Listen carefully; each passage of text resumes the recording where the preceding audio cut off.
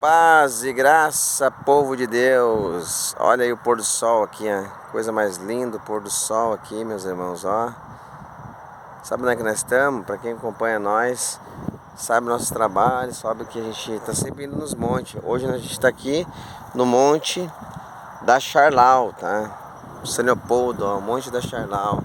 Estamos aqui buscando um pouco, a coisa mais linda desse lugar. Eu me criei meio próximo daqui, tá, meus irmãos? Eu me criei naquela região do lado de lá, ó. Lá onde tá vindo os carros, lá vou mostrar pra vocês. Lá em cima, ó, tá vindo uns carros ali, ó. Não sei se vocês vão conseguir ver. Deixa eu ver se eu abro mais minha tela lá pra vocês darem uma olhada. Lá em cima, lá tem uma rua lá em cima. Aí eu me criei por ali. A banda do bairro Primavera, né? Então aqui nós estamos no Monte da Charlau orando hoje. Nós vamos pra orar. Eu aproveitei de tirar um tempo para fazer um vídeo, né? Para meus irmãos. Lá embaixo passa o trem lá, não sei se vocês vão conseguir ver, lá embaixo é a BR-116, está passando o trem. Então nós vamos falar um pouco das coisas de Deus aqui, né? Deixa eu parar aqui no nosso acampamento. A gente vem para cá, se acampa aqui às vezes e vamos buscar a presença de Deus. A nossa filha está no carro, o gatinho vem junto. É bom ter um gatinho para cuidar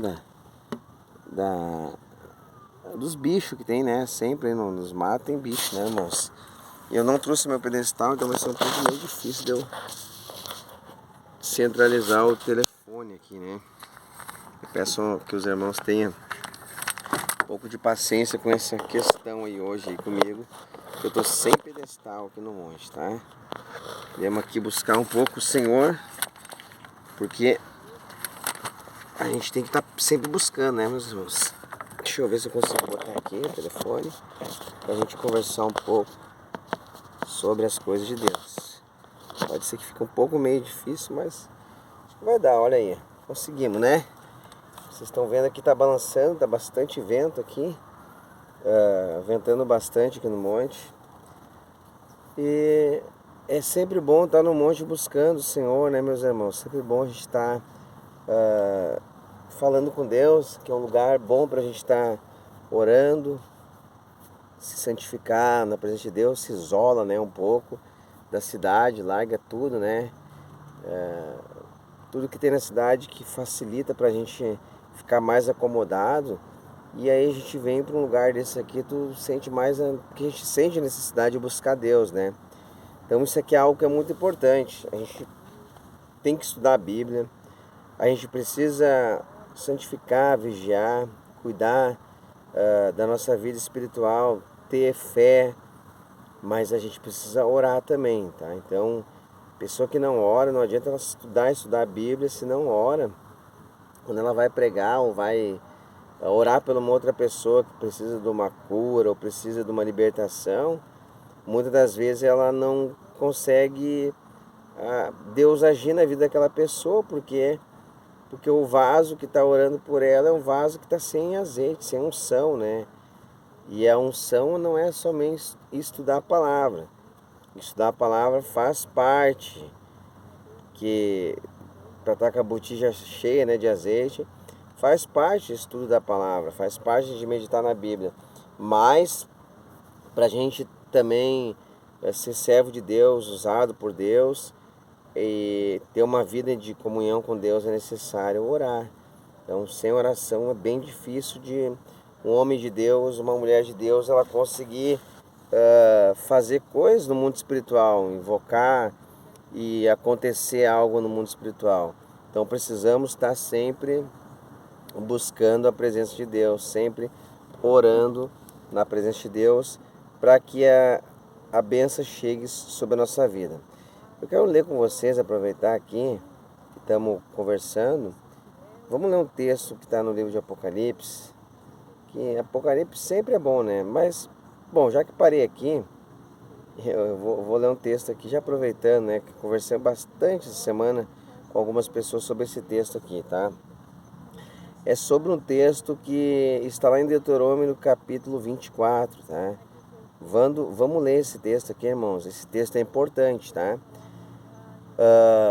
Por que é importante? Muitas igrejas, elas são contra o divórcio, né? E a gente olha para o Antigo Testamento e olha para o Novo Testamento. Não pensa que o Novo Testamento ele foi substituiu o Antigo e que ele invalidou todo o Antigo. Não, tem muitas coisas do Antigo Testamento que são necessárias.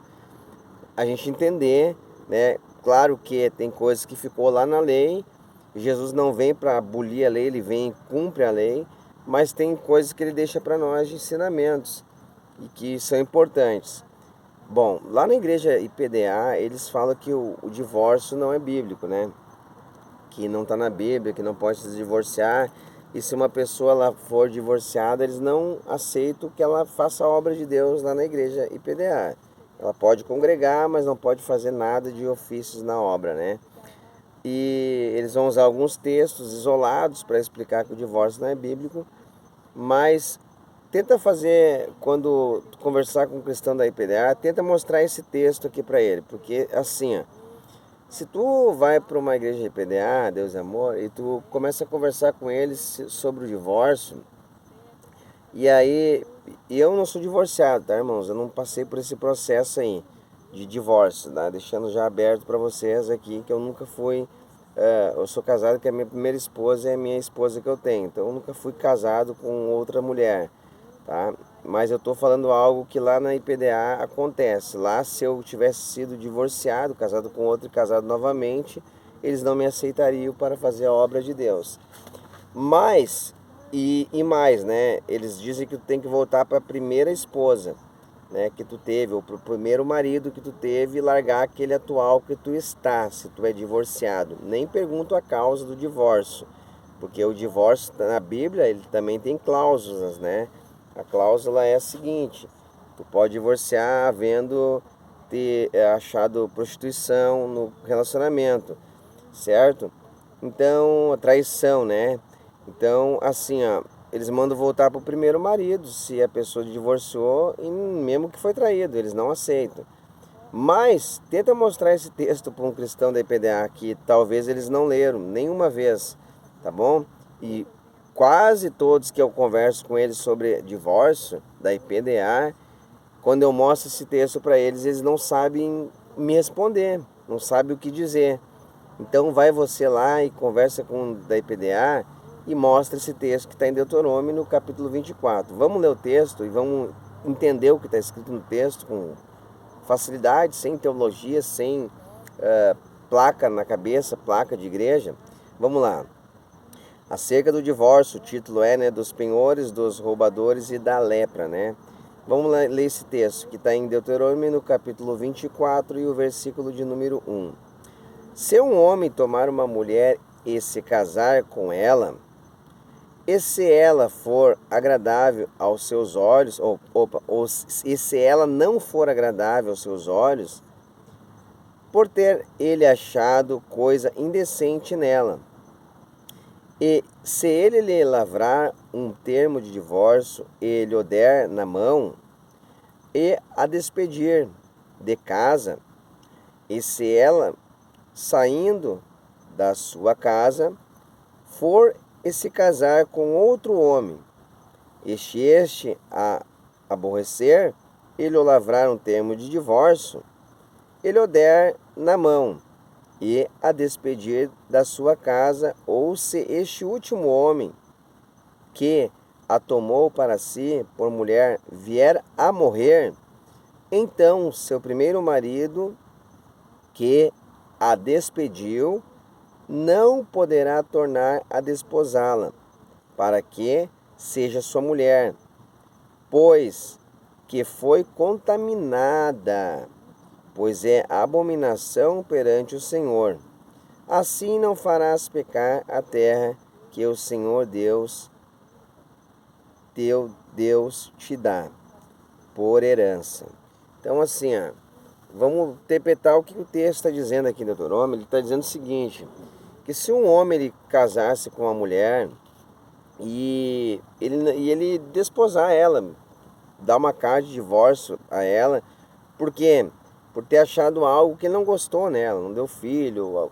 Eu já fiz vídeo sobre isso aí no meu canal, tá? Não fiz aqui no Monte, mas eu já fiz.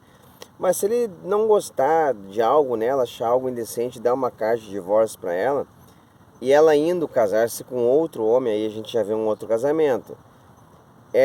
E assim sucessivamente acontecer. O outro deu carta de divórcio para ela, não gostou, e o outro deu, não gostou também e foi dando carta de divórcio para ela.